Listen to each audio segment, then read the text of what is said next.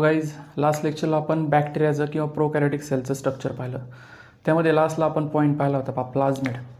Okay, plasmid is nothing but extra nuclear circular DNA we can say that. आणि त्याचे दोन type असतात, लक्षात ठेवायचं. ओके, ऑलवेज रिमेंबर म्हणून तुमच्या याच्यामध्ये बुकमध्ये एक ब्लॉक दिलेला आहे, त्यामध्ये रीड करा व्यवस्थित. हे जे दोन टाईप्स आहे हे कोणते आपल्याला पाहायला भेटतील? एफ प्लाझमिड आणि आर प्लाझमिड. हे जे एफ प्लाझमिड असतात हे रिप्रोडक्शनसाठी हेल्प करतील आणि आर प्लाझमिड हे अँटीबायोटिक रेजिस्टंट असतात, म्हणजे बॅक्टेरियाला अँटीबायोटिकपासून प्रोटेक्शनसाठी ते हेल्प करतील. बरोबर ना? आर प्लाझमिडवर काय असेल? अँटीबायोटिक रेजिस्टंट जीन्स प्रेझेंट असतात, हे लक्षात ठेवायचं. ओके, काल आपण डिस्कस केलं होतं पहा बॅक्टेरिया, आणि ह्या बॅक्टेरियाचे ॲक्च्युली दोन टाईप्स आपण म्हटलं होतं पहा. बॅक्टेरिया ॲक्च्युली दोन कॅटेगरीज आपण डिवाईड करतो. एक म्हणजे काय, त्याला आपण ग्रॅम पॉझिटिव्ह बॅक्टेरिया असं म्हणतो, आणि दुसरे जे आपल्याला पाहायला भेटणार त्याला आपण ग्रॅम निगेटिव्ह बॅक्टेरिया असं म्हणणार. ओके, आता एक सायंटिस्ट आपल्याला पाहायला भेटतो, त्या सायंटिस्टचं नाव आहे हॅन्स क्रिश्चन ग्रॅम. ह्या सायंटिस्टने ॲक्च्युली एक स्टेनिंग टेक्निक इन्व्हेंट केली, आणि त्याच्या बेसिसवर आपण बॅक्टेरियाला दोन कॅटेगरीजमध्ये डिवाईड केलं, त्याला ठेवायचं.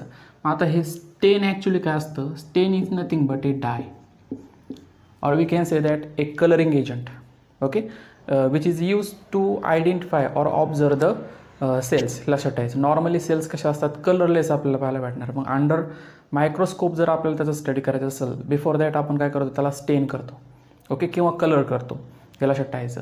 मग त्या डायला किंवा कलरला आपण थोडक्यात स्टेन असं म्हणायचं, हे लक्षात ठेवायचं.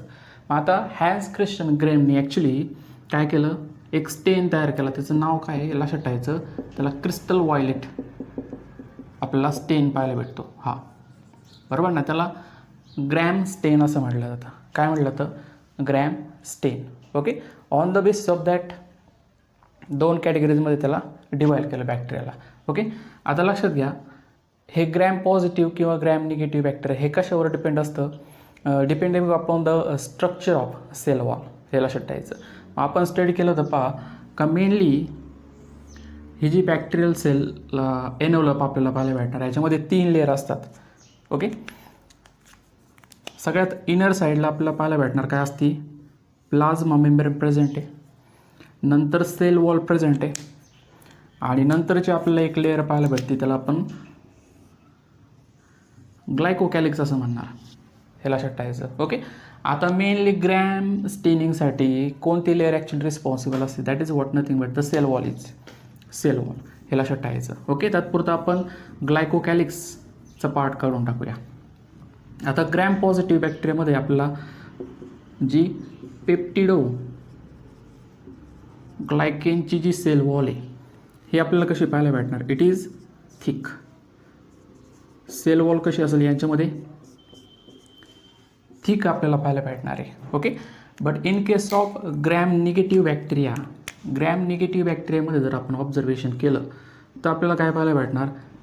ही जी सेल वॉलची थिकनेस आहे हे आपल्याला थिन पाहायला भेटणार. प्लाझ्मा मेम्ब्रेन ऑब्वियसली याच्यामध्ये प्रेझेंट असेल, लक्षात ठेवायचं. हे काय तुमचं सेल वॉल आपल्याला पाहायला भेटणार. ओके, आता सेल वॉल प्लस आपल्याला काय पाहायला भेटणार? म्हणजे हे जे पेप्टिडोग्लायकनचं स्ट्रक्चर आहे प्लस त्याच्यामध्ये अजून आपल्याला काय पाहायला भेटणार? बट लिपो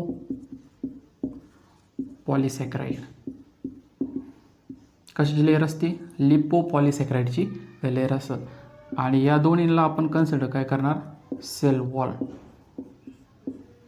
हे लक्षात ठेवायचं. ओके, वेन वी स्टेन विथ द क्रिस्टल व्हायलेट स्टेन, ओके, आपल्याला काय पाहायला भेटतं? हा जो स्टेन आहे ॲक्च्युली हा कुठं जाऊन बसतो? सेल वॉल आणि प्लाझ्मा मेम्ब्रेनमध्ये आपल्याला पाहायला भेटणार, आणि याचा कलर, बॅक्टेरियाचा कलर आपल्याला कसं पाहायला भेटणार? क्रिस्टल व्हायलेट समवॉट आपल्याला पाहायला भेटणार.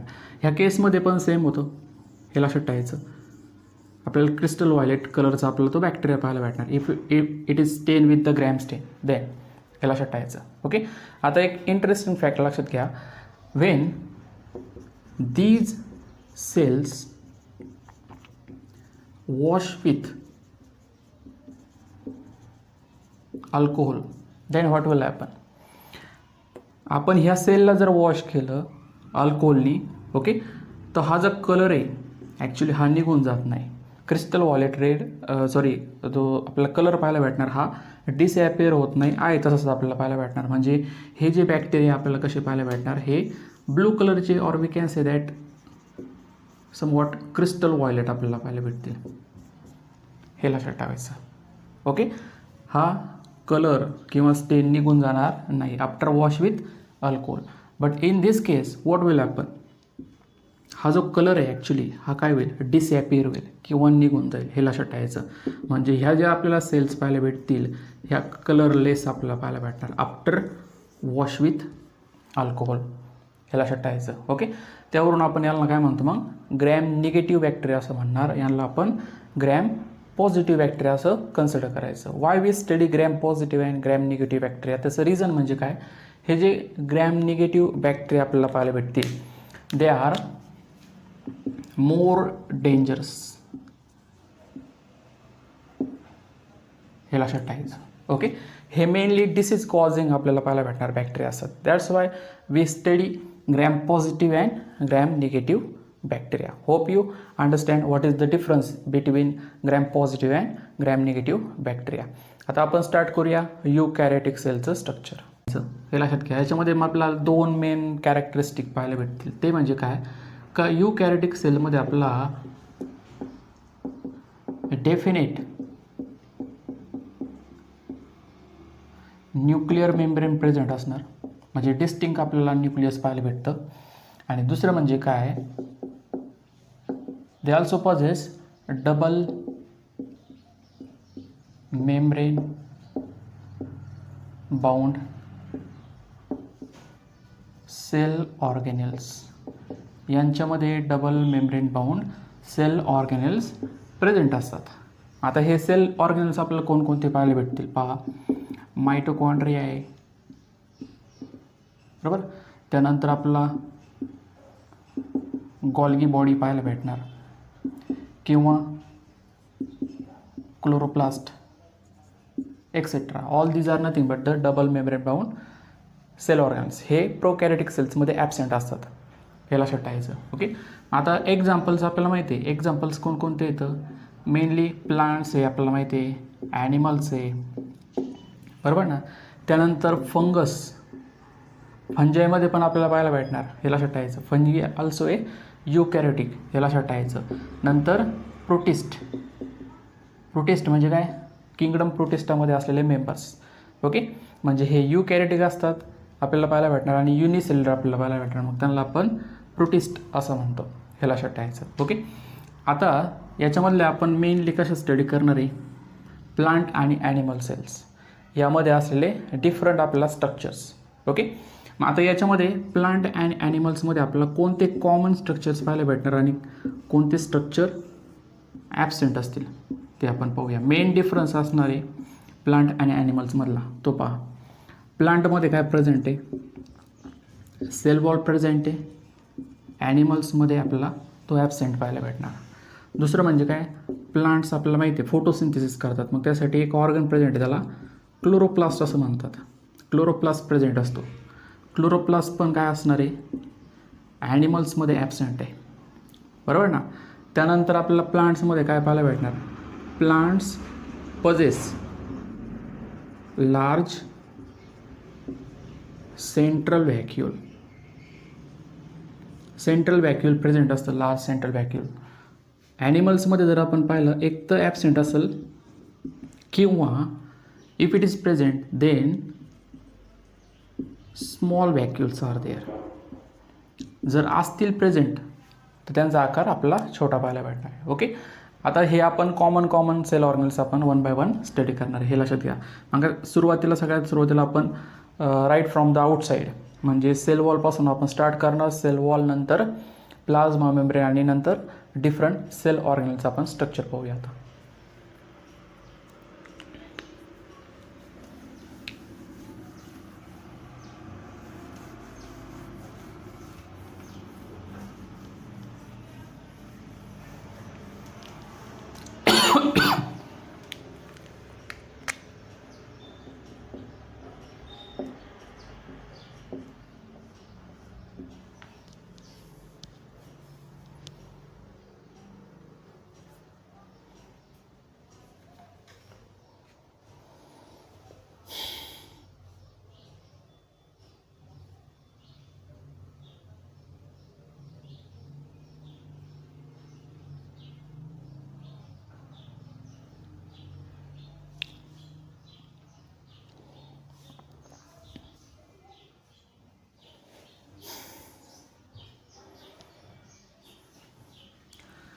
आता सुरुवातीला आपल्याला पाहायला भेटणार पास सेल वॉल, हे लक्षात ठेवायचं. सेल वॉल सगळ्यात बाहेरचे आपल्याला कवरिंग पाहायला भेटणार in case of plant or fungus or some protist, हे लक्षात ठेवायचं. या सेल वॉलचं मेन फंक्शन आपल्याला काय पाहायला भेटणार, it provide rigidity to the cell, to the cells. Okay, म्हणजे हार्ड पण आपल्याला पाहायला भेटणार. त्यानंतर it provide shape to the cell. तिसरं आपल्याला फंक्शन पाहायला भेटणार सगळ्यात महत्त्वाचं, ते म्हणजे काय, इट हेल्प्स इन प्रोटेक्शन. हे कशासाठी हेल्प करणार, प्रोटेक्शनसाठी हेल्प करणार, हे लक्षात ठेवायचं. ओके, आता सगळ्यात आपल्याला प्रिमिटिव्ह टाईपचे जे प्लांट्स पाहायला भेटणार आल्गी असतात पहा. मग आल्गीमध्ये ॲक्च्युली सेल वॉल कशापासून फॉर्म झालेलं आहे, ह्याच्यामध्ये प्रेझेंट असेल सेल्युलोज प्रेझेंट असेल, किंवा आपला मॅनस पाहायला भेटणार, किंवा गॅलेक्टेन्स, कॅल्शियम कार्बोनेट वगैरे आपल्याला पाहायला भेटणार. पण मेनली आपण त्यांना जे प्लांट्स म्हणतो, म्हणजे जे हायर प्लांट्स आपल्याला पाहायला भेटतील, या हायर प्लांटमध्ये हेमी सेल्युलोज प्रेझेंट असतं, बरोबर. त्यानंतर आपल्याला पाहायला भेटणार पेक्टिन प्रेझेंट आहे, याच्यामध्ये प्रोटीन्स प्रेझेंट असतील, लिपिड्स आपल्याला पाहायला भेटतील, आणि सेल्युलोज. ओके, आता हे सेल्युलोजचे ॲक्च्युली आपल्याला मायक्रो फायब्रिल्स पाहायला भेटणार आहे.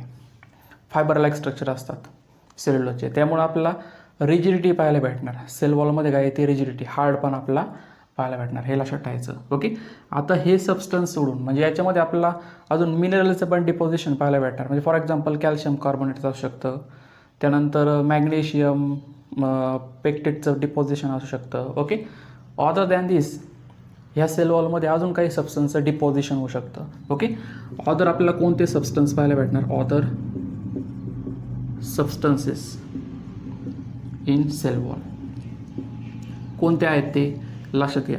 ओके, म्हणजे आता फॉर एक्झाम्पल सिलिकाचं डिपॉझिशन होऊ शकतं in case of grass stem. जे ग्रासचे स्टेम असतात त्यांच्यामध्ये सिलिकाचं डिपॉझिशन होऊ शकतं, किंवा आपल्याला क्युटीनचं पाहायला भेटतात पहा. क्युटीन मेनली आपल्या क्वेश्चनमध्ये कोणत्या सेलच्या सेल वॉलमध्ये पाहायला भेटणार, epidermal cells, epidermal cells. Okay, त्यानंतर याच्यानंतर जर आपण पाहिलं तर सुबेरिनचं डिपॉझिशन होऊ शकतं. सुबेरिन हे आपल्याला endodermal cells, cells of root, बरोबर. आता हे इपिडर्म काय असतं, एंडोडर्म काय असतं, आपण ज्यावेळेस प्लांटची ॲनाटॉमी स्टडी करणार आहे त्यामध्ये आपण डिस्कस करणार. एंडोडर्म, इपिडर्म काय लक्षात ठेवायचं. ओके, अदर दॅन दिस आपल्याला कोणतं पाहायला भेटणार, वॅक्सचं पण डिपॉझिशन होऊ शकतं, नंतर लिग्निनचं पण डिपॉझिशन होऊ शकतं. म्हणजे व्हेरियस कंपोनंटपासून काय होतं ॲक्च्युली सेल वॉल फॉर्म होते. ओके, डिस्कस करूया ॲक्च्युली प्लांटमध्ये सेल वॉल कसे फॉर्म होते ते, बरोबर. आता ड्युरिंग सायटोकायनेसिसमध्ये आपल्याला काय पाहायला भेटणार, सायटोप्लाझ्मिक डिव्हिजन होते, हे लक्षात ठेवायचं. आणि सायटोप्लाझ्मिक डिव्हिजन प्लांटमध्ये कशा थ्रू होणार, सेल प्लेट थ्रू, लक्षात ठेवायचं. काय होणार, सेल प्लेट फॉर्म होणार. आणि ह्या सेल प्लेटलाच लेटर आपण सेल वॉल असं कन्सिडर करतो. याच्यामधलं पहिलं जे स्ट्रक्चर फॉर्म होतं सेल प्लेटमध्ये त्याला म्हटलं जातं मिडल लॅमेला, बरोबर ना. आता this middle lamella actually it consist of किंवा it is form of pectin, calcium and magnesium pectate, and it is first form structure in cell plate. Okay, चला आता आपण यामध्ये पाहूया इथं ॲक्च्युली काय फॉर्म झालं. दिस इज मिडल लॅमेला, हे लक्षात ठेवायचं सेल प्लेटमधलं. आणि ह्या साईडला आणि ह्या साईडला आपल्याला एक सेल पाहायला भेटणार आहे. ओके, म्हणजे इथं एक न्यूक्लियस प्रेझेंट आहे आणि ह्या साईडला एक न्यूक्लियस प्रेझेंट आहे, कारण की सायटोकायनेसिसमध्ये सेल कुठून आले, टिलोफेजमधून एंटर झाले, हे लक्षात यायचं. ओके, पहिलं स्ट्रक्चर फॉर्म झालं पेक्टिन, कॅल्शियम, मॅग्नेशियम पेक्टेटपासून, त्याला आपण मिडल लॅमेला असं कन्सिडर करणार. ओके, आता इनसाइड दिस मिडल लॅमेला, इनसाइड मीन्स या सेलच्या आतल्या साईडला आणि या सेलच्या आतल्या साईडला काय होतं, प्रायमरी सेल वॉल फॉर्म होणार, किंवा त्याला आपण प्रायमरी वॉल असं कन्सिडर करणार, हे लक्षात ठेवायचं. ओके, आतल्या साईडला काय फॉर्म झालं इथं लक्षात घ्या, प्रायमरी वॉल फॉर्म झालं. This is primary wall. बरोबर. There are some cells in the plant okay which possess only primary cell wall. मग अशा सेलचं एक्झाम्पल आपल्याला कोणतं माहिती आहे पहा. फॉर एक्झाम्पल मेरिस्टेमॅटिक सेल आहे किंवा